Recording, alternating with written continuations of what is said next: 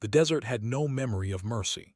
It stretched endlessly beneath the gunmetal sky, a sea of sand and stone that swallowed voices and promises alike. Somewhere in that wasteland, a reconnaissance team had gone silent. Their last transmission came through broken and desperate, just 4 words that would haunt every operator who heard them. "Tell my family goodbye." Then nothing. Static. The kind of silence that meant either death or something worse. Command scrambled assets immediately, but the terrain was unforgiving, the enemy well entrenched, and the window for rescue was closing with every passing minute. They needed firepower that could strike with surgical precision, a pilot who could read the chaos of combat like others read morning reports. They needed someone expendable enough to risk and skilled enough to survive. They needed Raven.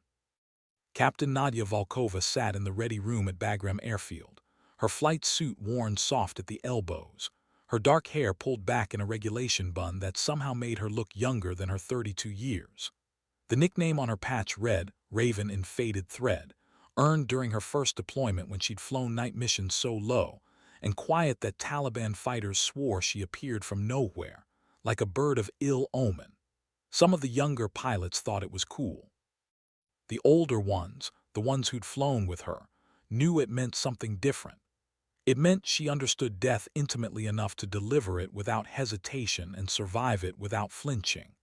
But respect in military aviation came slowly for women, especially foreign-born women with accents that marked them as other, and Nadia had learned to let her flying speak louder than her voice ever could.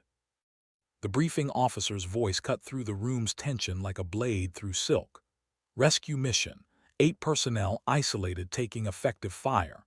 Last known position 17 clicks northeast of here, Mountain Valley, heavy AAA concentration, anti-aircraft artillery. The kind that turned fast-moving jets into falling stars. He looked directly at Nadia. "You'll be flying low-altitude close air support. Danger close. They need you in the dirt with them." Around the room, several pilots shifted uncomfortably. Danger close meant dropping ordnance within 600 meters of friendly forces, sometimes closer. It meant threading needles at 300 knots with lives hanging in the balance. It meant the kind of flying that separated legends from casualties. Nadia's expression didn't change. She simply nodded once, stood, and walked toward the flight line where her A-10 Thunderbolt waited in the Afghan twilight. The aircraft looked exactly like what it was, a flying gun wrapped in titanium and stubborn refusal to die. The GAU-8 Avenger cannon protruded from its nose like an accusation, 7 barrels capable of firing depleted uranium rounds at a rate that could saw through tanks. The twin engines sat high on the fuselage, protected, redundant, designed to keep flying even when shot to pieces. Nadia ran her pre-flight check with practiced efficiency, her hands moving over control surfaces and weapons pylons with the familiarity of prayer. This particular Thunderbolt, tail number 417, had been her mount for 6 months. They understood each other. She'd brought it home twice on one engine, once with half a stabilizer missing, and it had never failed to bring her back. Tonight would test that partnership again. The ground crew chief, a staff sergeant named Kowalski with grease under his fingernails and worry in his eyes, approached as she completed her walk around. "Bird's clean, ma'am. Full load of 30 Mike, 2 Mavericks, full defensive suite, but I gotta tell you the intel on this one's shit. They don't even have accurate positions on the AAA emplacements." Nadia met his gaze. "They never do, Sergeant. That's why we fly low enough to see them personally." He almost smiled at that, the kind of grim humor that kept maintenance crews sane when they watched pilots climb into cockpits knowing some wouldn't come back. "Kick the devil's ass, Raven." She climbed the ladder, settled into the cockpit, and began the startup sequence. The twin General Electric turbofan spooled to life with a rising whine that became a roar. Nadia ran through her checks with metronomic precision, every switch, every gauge, every system verified and confirmed. The heads-up display flickered to life, painting targeting information across her vision.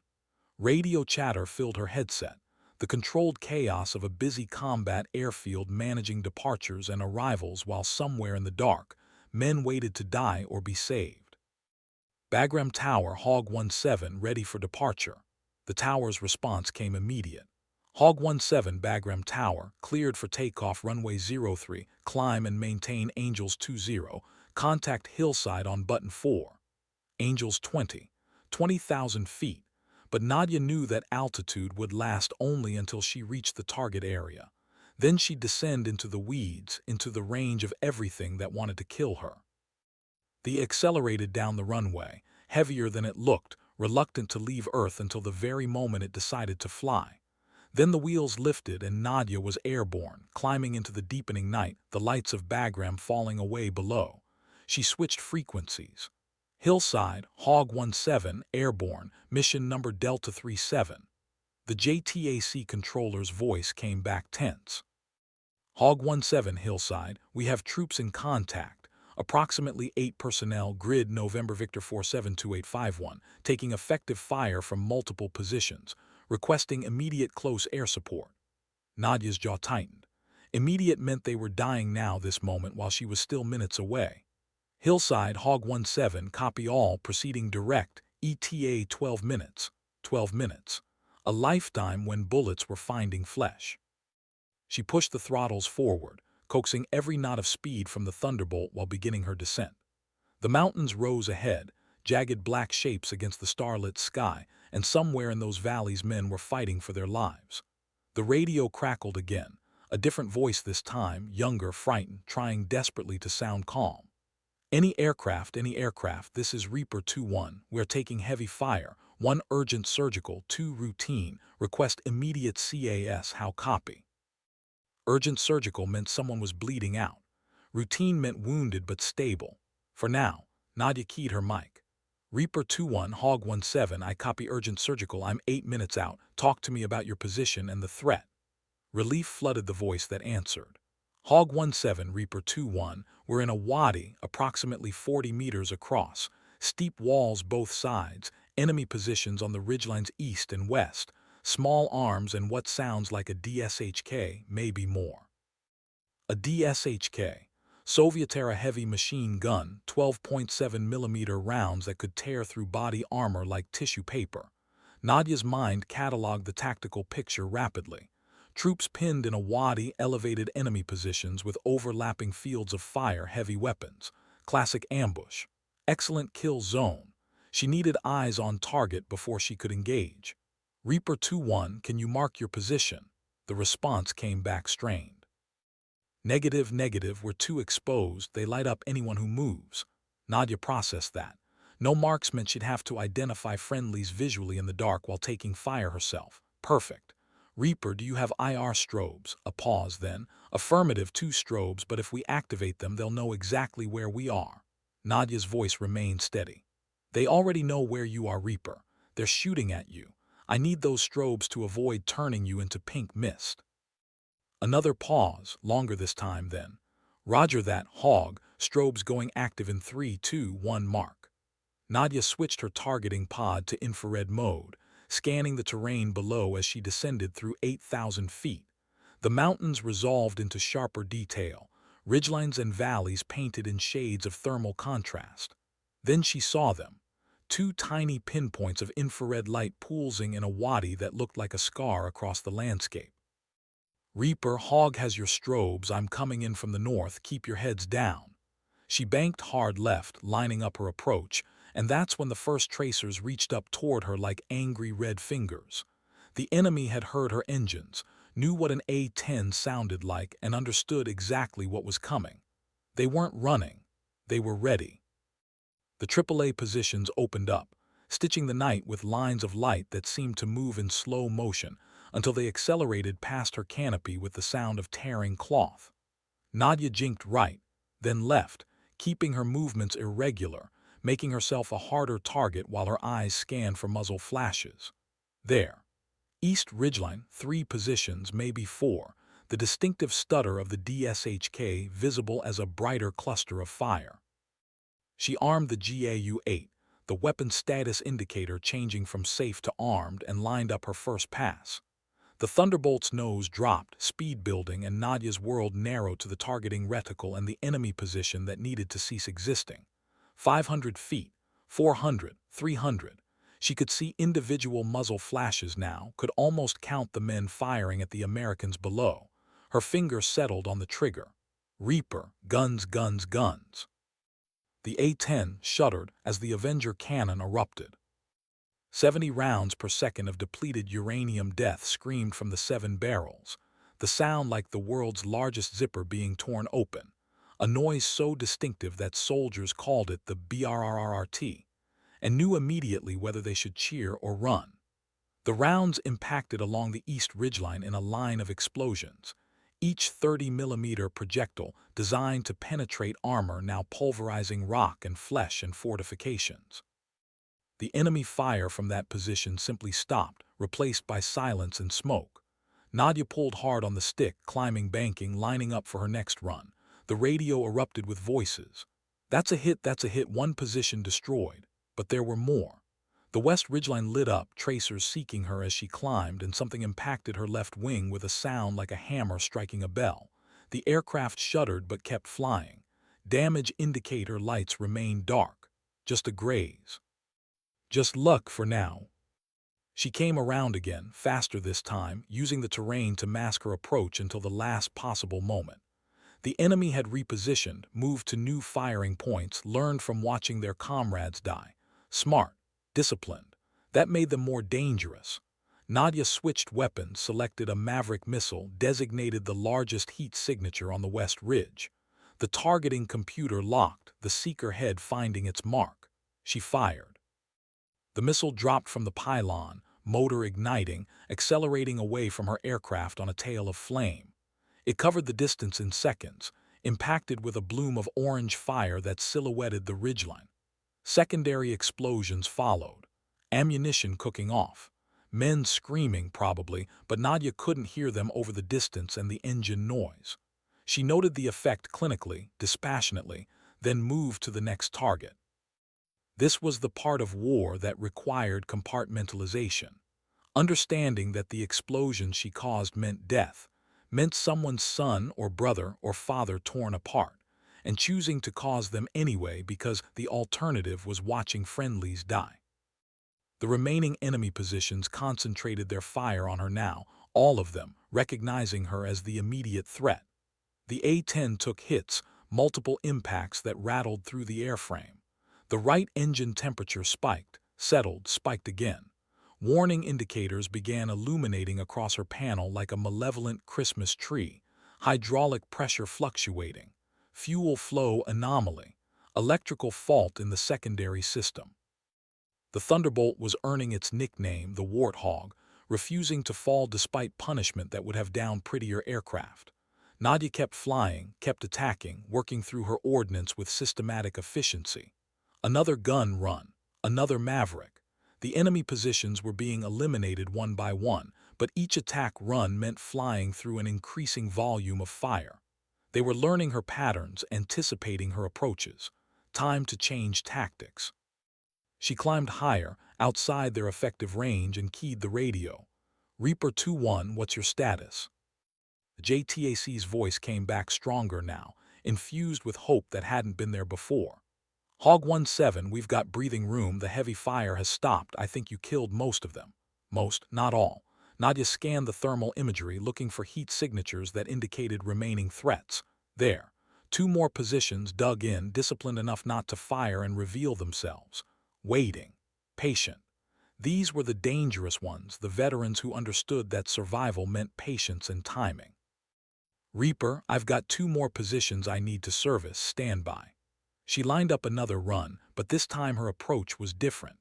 Instead of diving straight in, she came in low from the south, following the wadi itself, her altitude dropping to less than 200 feet.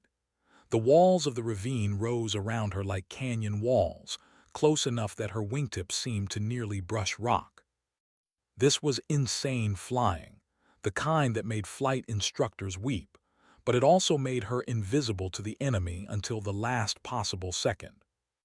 She emerged from the wadi directly beneath one of the enemy positions, pulled up hard, inverted, and fired the cannon while upside down, the rounds tracking across the hillside from an angle they couldn't have anticipated.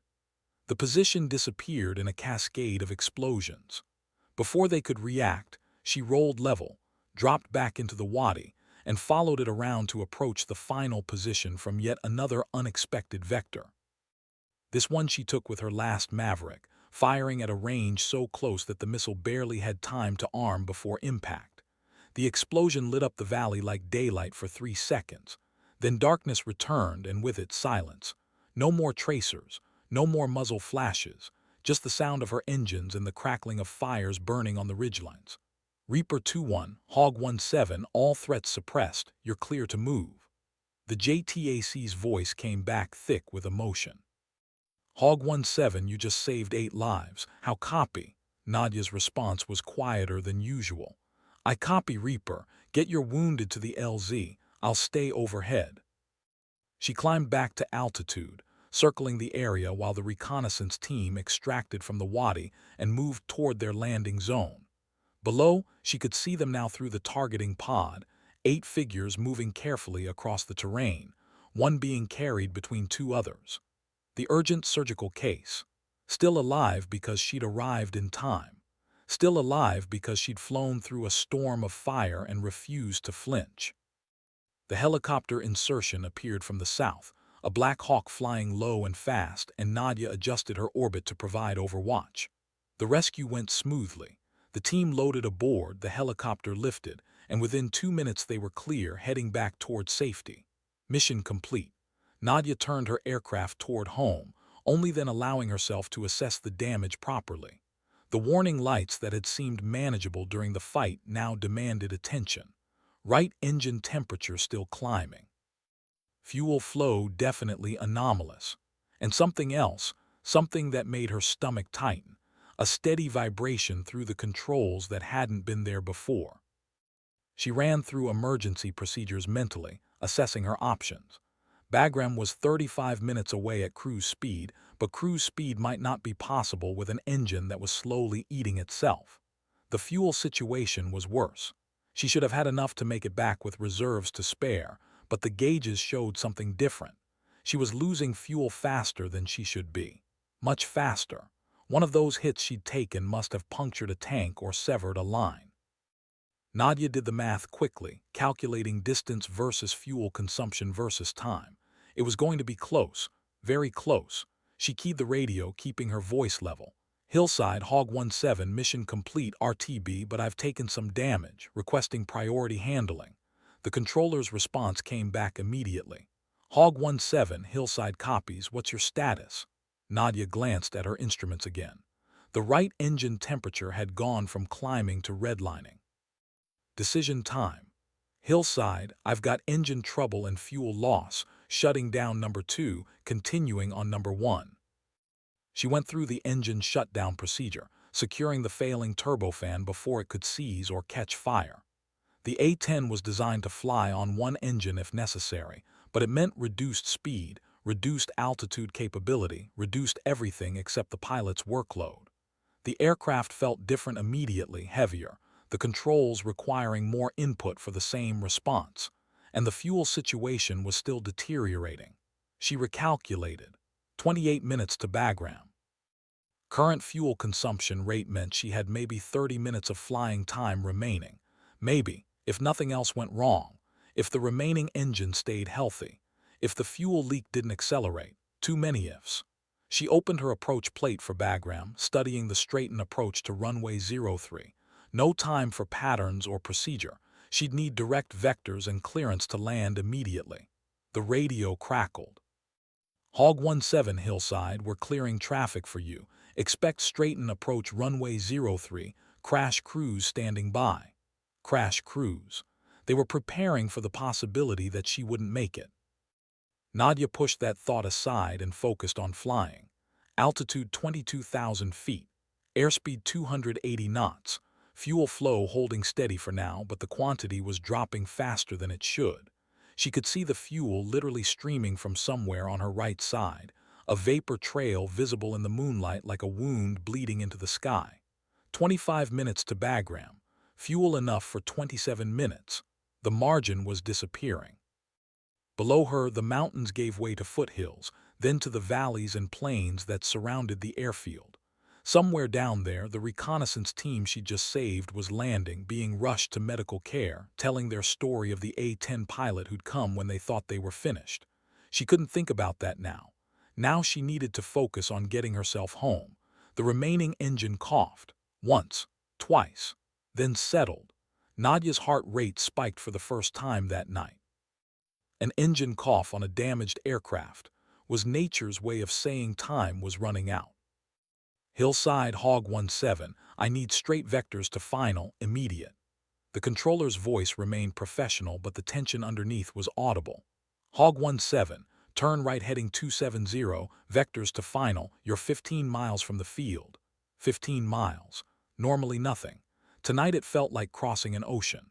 The fuel gauge continued its inexorable drop toward empty. Nadia adjusted her descent rate, trying to balance the need to lose altitude with the need to conserve fuel. Too steep a descent and she'd arrive too high to land. Too shallow and she'd run out of fuel before reaching the runway. She flew the numbers, watching the fuel quantity and distance to field, making constant tiny adjustments. 12 miles. Fuel showing 800 pounds. 10 miles. 600 pounds. The engine coughed again, longer this time, and the aircraft shuddered. Hillside, I'm getting engine roughness, expedite vectors. The controller's response was immediate. Hog 17, turn right heading 310, join final. You're cleared to land any runway, crash equipment in position. 8 miles, 400 pounds of fuel. The airfield lights became visible ahead, a constellation of white and blue against the darkness, so close. The engine was running rough now, a persistent vibration that suggested it was consuming debris or running fuel-starved. The fuel gauge touched 200 pounds and kept dropping. 6 miles, 100 pounds. The laws of physics and chemistry were absolute and uncaring. When the fuel ran out, the engine would quit. When the engine quit, she'd be flying a very expensive, very heavy glider, with one chance to get it right. 4 miles. The fuel gauge hit 50 pounds, flickered, then dropped to 0. For 5 seconds, nothing happened. The engine continued running, consuming the fuel still in the lines, the last residue of combustible hope. Then it wound down with a descending whine that sounded like disappointment. The cockpit went quieter. No engine noise. Just the whistle of air over the canopy and the sound of Nadia's breathing. 3 miles. Altitude 6,000 feet. The field directly ahead. She had the glide ratio memorized. The A-10 without engines was about as aerodynamic as a refrigerator, but it would glide if you respected its limitations. She ran the numbers instantly. Current altitude and distance meant she could make the runway, probably, if she didn't screw up the approach, if the winds cooperated, if no other emergencies emerged from the damaged aircraft. She keyed the mic one last time. Hillside, Hog 17 is flamed out, gliding approach, I have the field. There was a pause, then the controller's voice came back steady despite what he must have been feeling. Copy, flamed out, Hog 17, winds calm, runway is yours, we're ready for you. Ready for her or ready for the crash? Time would tell. Nadia configured the aircraft for landing. Gear down, the wheels extended with reassuring thumps. Flaps down, the aircraft settled into a steeper descent. 2 miles now. Altitude 4,000 feet. The runway stretched ahead like a promise. The approach required absolute precision. Too high and she'd overshoot with no power to go around. Too low and she'd impact short of the threshold. She flew the glide path like her life depended on it, because it did, making minute adjustments with stick and rudder, bleeding off altitude and airspeed in carefully calculated amounts. 1 mile. 2,000 feet. The runway lights were clear now, the threshold markers visible. She was high, slightly high. Nadia deployed speed brakes, increasing drag, steepening her descent. The runway rushed up. 500 feet, 400, 300. She pulled the speed brakes back in, letting the aircraft settle onto its final approach angle. 200 feet. The runway was huge now, filling her vision. 100 feet. She eased back on the stick, beginning the flare, trading her remaining airspeed for lift. 50 feet. The landing lights illuminated the concrete. 20 feet. The A-10 floated, suspended between flight and earth. 10 feet. She held the stick back, waiting, letting gravity finish what her engine could not. The main wheels touched with a chirp of rubber on concrete.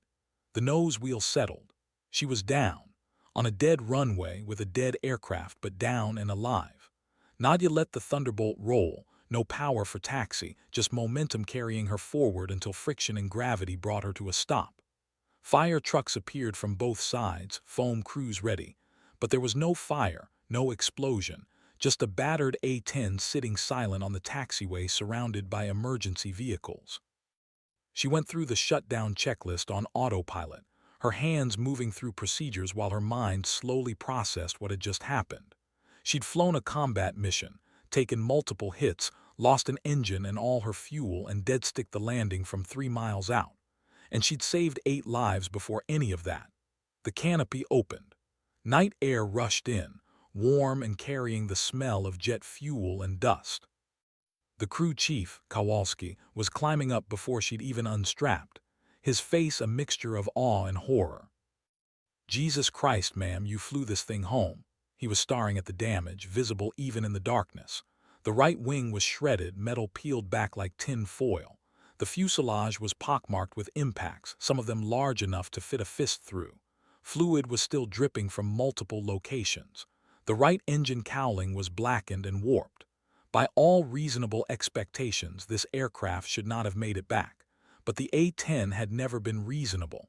It was stubborn. Like its pilot, Nadia climbed out of the cockpit on legs that were steadier than she expected. "The aircraft did the flying, Sergeant. I just aimed it." He shook his head. "Ma'am, with all due respect, I've been working on hogs for 12 years. This bird should be scattered across a mountainside. You didn't aim it. You willed it home." She looked at the Thunderbolt, at the battle damage that decorated its skin like violent art, and felt something unexpected: affection. This ugly, ungainly aircraft had taken everything the enemy could throw at it and kept flying. It had brought her home when quitting would have been easier. "Aircraft 417, she said quietly. "Recommend expedited repair and return to service." Kowalski laughed, the sound slightly hysterical. "Ma'am, this bird's going to be in maintenance for a month, maybe 2. We're basically rebuilding everything after the cockpit." Nadia nodded, unsurprised. She'd known the damage was extensive. But the A-10 would fly again. They always did. That was their nature. That was their purpose. She turned to head toward debriefing, but found her path blocked by a cluster of officers, including the wing commander, Colonel Marks, a veteran F-16 pilot who'd always been cordial but distant with the A-10 community. He approached with an expression she couldn't quite read. "Captain Volkova, hell of a piece of flying tonight." She came to attention. "Thank you, sir. Just doing my job." He looked past her at the damaged aircraft. "Your job doesn't include bringing back aircraft that should have been written off. The Battle Damage Assessment Team is calling this a miracle." Nadia followed his gaze. "The A-10's tough, sir. It did most of the work." "The A-10 doesn't land itself on fumes after taking AAA hits, Captain." He paused, then pulled a slip of paper from his pocket. "Got a message relayed from the Army. The team you pulled out wanted me to pass this along." He handed her the paper. She unfolded it, read the handwritten message. "Raven, you told us to keep our heads down and you'd handle the rest. You did. 8 of us are alive because you flew through hell and didn't blink. We owe you everything. Tell your family we said thank you for sharing you with us. Reaper 2-1. Nadia read it twice, feeling something loosen in her chest. She'd been trained not to personalize the missions, not to think about the human element too deeply. But sometimes the human element reached back and reminded you why the job mattered. "Sir, request permission to visit the team at medical when they're stable." Colonel Marks nodded. "Granted. Take tomorrow to decompress. You've earned it." He hesitated, then added, "I've recommended you for the Distinguished Flying Cross. This wasn't just good flying. This was exceptional." She wanted to deflect, to minimize what she'd done, but his expression told her he wouldn't accept false modesty. So she simply said, "Thank you, sir. I appreciate that." He left with the other officers, and Nadia was alone with the ground crew who were already beginning their damage assessment, photographing each impact point, cataloging each system failure. She watched them work, these dedicated professionals who would spend weeks rebuilding what she'd nearly destroyed saving others. A voice behind her made her turn. "They're calling it Raven's Run already." She found Lieutenant Cohen, one of the younger pilots, standing at a respectful distance. He looked at her with something approaching reverence. "The tower controllers, the JTAC guys, even the Army personnel. They're saying it's the most insane CAS mission they've ever seen. Low-altitude gun runs in the dark, emergency landing on no engines. They're saying you're either the best pilot in theater or completely crazy." Nadia managed a tired smile. "Those aren't mutually exclusive categories, Lieutenant." He laughed, but his expression remained serious. "Ma'am, I wanted to ask, how did you stay so calm? I listened to the tower recordings. Your voice never changed, not when you were taking fire, not when you lost the engine, not when you were gliding in. How do you do that?" Nadia considered the question. How did she explain that the calmness wasn't natural, wasn't easy, but was instead a choice made every second to not let fear make decisions? "Because someone was depending on me, Lieutenant. 8 people who would die if I panicked, so I didn't. I flew the aircraft, solved the problems one at a time, and trusted my training." She looked at the damaged A-10 again. "And I flew a machine that refuses to quit. That helps." He nodded slowly, absorbing that. "I hope I'm half that good if I ever face something like that." Nadia met his eyes. "You will be if you remember that flying isn't about being fearless. It's about being afraid and doing it anyway." Over the following days, the story spread through Bagram and beyond. Pilots told other pilots, who told their commanders, who told their superiors. The tale of the female A-10 pilot who'd saved 8 lives while flying a doomed aircraft home on prayers and skill became the kind of legend that military aviation feeds on. But Nadia found herself uncomfortable with the attention. She'd done her job. That the job had been harder than usual didn't change its fundamental nature. What mattered was that 8 soldiers went home to their families. What mattered was that aircraft 417 would fly again. The rest was noise. She visited the reconnaissance team in the hospital. They were a mixed group: 3 Rangers, 2 Special Forces, 2 Air Force JTAC controllers, and 1 Navy SEAL whose presence in Afghanistan she didn't question, because asking those questions violated protocols. The one who'd sent the message, Staff Sergeant DeMarco, Reaper 2-1, had his leg in traction but managed a grin when she walked in. "Raven, didn't think you'd actually come." Nadia pulled up a chair. "You sent a message, seemed rude not to respond in person." He laughed, then winced at the pain it caused. "Ma'am, I've been in some tight situations before, but that Wadi was the worst. We were minutes from being overrun. Then we heard your engines, and I swear to God, it was the most beautiful sound I've ever heard." One of the Rangers, his arm heavily bandaged, spoke up. "The way you came in so low, following the terrain, we thought you were going to crash. Then you pulled up and started shredding those positions, and we realized you knew exactly what you were doing." Another soldier added, "The enemy thought they had us, textbook ambush. They weren't expecting an A-10 to come in so aggressive. By the time they adjusted their fire to you, you'd already taken out half their positions." Nadia shook her head. "You gave me good information. The IR strobes, the position reports. That made it possible." DeMarco's expression turned serious. "Ma'am, with respect, plenty of pilots have good information and still can't execute like that. You flew through a storm of fire like it was a training exercise. No hesitation, no wasted passes, just methodical destruction of everything trying to kill us. That's not normal, that's exceptional." She didn't know how to respond to that. Exceptional wasn't how she thought of herself. She was competent, experienced, trained. But exceptional suggested something beyond skill, something closer to gift or talent, and she'd never been comfortable with that framing. "I had a good aircraft," she said finally.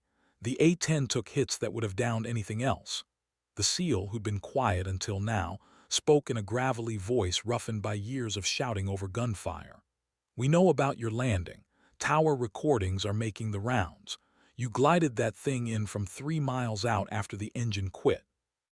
"That's not the aircraft, ma'am. That's the pilot." The conversation continued, but Nadia found herself thinking about something one of them had said. The enemy wasn't expecting such aggression.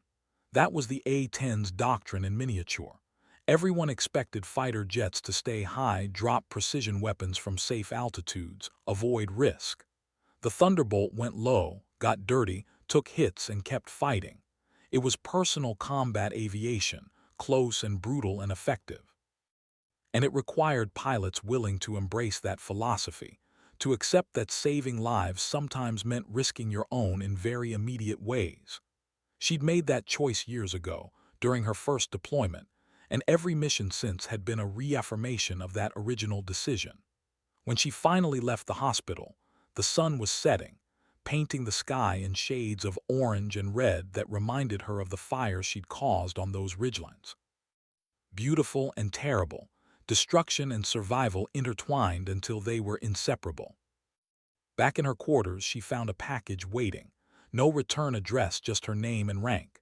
Inside was a patch custom-made showing a raven in flight carrying 8 stars. A note accompanied it. 1 star for each of us. Wear it and remember you didn't just save soldiers. You saved fathers, brothers, sons, friends. Our families will know your call sign and speak it with gratitude for the rest of their lives. Fair winds and following seas, Raven. Reaper Team. Nadia stared at the patch for a long moment, feeling the weight of what it represented. She'd always thought of missions in tactical terms, objectives, threats, ordnance, timing. But each mission was also a collection of human stories, lives that continued or ended based on decisions made in fractions of seconds. The responsibility was staggering if you let yourself think about it too much. She folded the note carefully and set the patch aside. She wouldn't wear it. It felt too much like claiming credit for something that involved hundreds of people. The maintainers who kept her aircraft flying, the intelligence analysts who provided targeting data, the controllers who coordinated everything, the aircraft designers who'd built a machine stubborn enough to survive what she'd put it through. But she would keep it, as a reminder that every mission mattered to someone, that the statistics and battle damage assessments and after-action reports were ultimately about people going home or not going home. Aircraft 417 returned to service 38 days later. Kowalski and his team had performed miracles, replacing damaged sections, rebuilding systems, essentially reconstructing the right side of the aircraft from spare parts and determination. Nadia walked the flight line to inspect it, running her hand along the repaired wing. You could still see where the patches had been applied, the new metal slightly different in color than the old. Battle scars, proof of survival. She climbed into the cockpit, which smelled of fresh paint and hydraulic fluid, and ran through a systems check. Everything worked perfectly.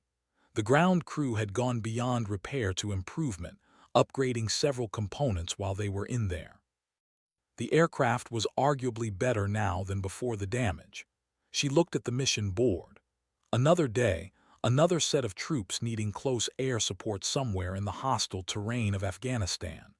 Another opportunity to bring the A-10's particular brand of violent salvation to someone's desperate situation. Her call sign, Raven, had taken on new significance after that night, where before it had been just a nickname, a piece of squadron culture. Now it carried weight. Junior pilots approached her for advice. Ground commanders specifically requested her for difficult missions. The wing commander had mentioned her name in dispatches. She'd become, without seeking it, a symbol of something the A-10 community valued: competence under pressure, calm in chaos, commitment to the mission regardless of cost. It was uncomfortable and humbling and occasionally overwhelming. But it was also responsibility, and Nadia had never shied from that. She flew 17 more combat missions over the next month. None were as dramatic as Raven's run, but each was executed with the same meticulous attention to detail, the same aggressive precision. She became known for tight patterns, minimal talk on the radio, and maximum effect on target. Efficient, professional, deadly when she needed to be. And always, always bringing her aircraft home, no matter what condition it was in. The culture of the squadron began to shift subtly. Other pilots watched how she briefed missions, how she studied intelligence reports, how she communicated with ground forces. They noticed that she never inflated her damage assessments, never claimed kills she wasn't certain of, never prioritized glory over effectiveness. Lieutenant Cohen, the young pilot who'd asked her about staying calm, began flying as her wingman when tasking aloud. He learned quickly that Raven didn't waste words or time. Briefings were concise. Communications were precise. Execution was aggressive but controlled. After one particularly complex mission supporting a marine company in extended contact, he approached her in the debriefing room. "Ma'am, how do you make it look so easy? You were managing 3 different ground units, tracking multiple threats, coordinating with artillery fire, and you never seemed rushed or confused." Nadia looked up from the mission report she was writing. "Because I wasn't doing all of that at once, Lieutenant. I was doing one thing at a time very quickly. Situation assessment, threat prioritization, engagement decision, execute, reassess. It's not easy, it's just practiced. You build the muscle memory until it becomes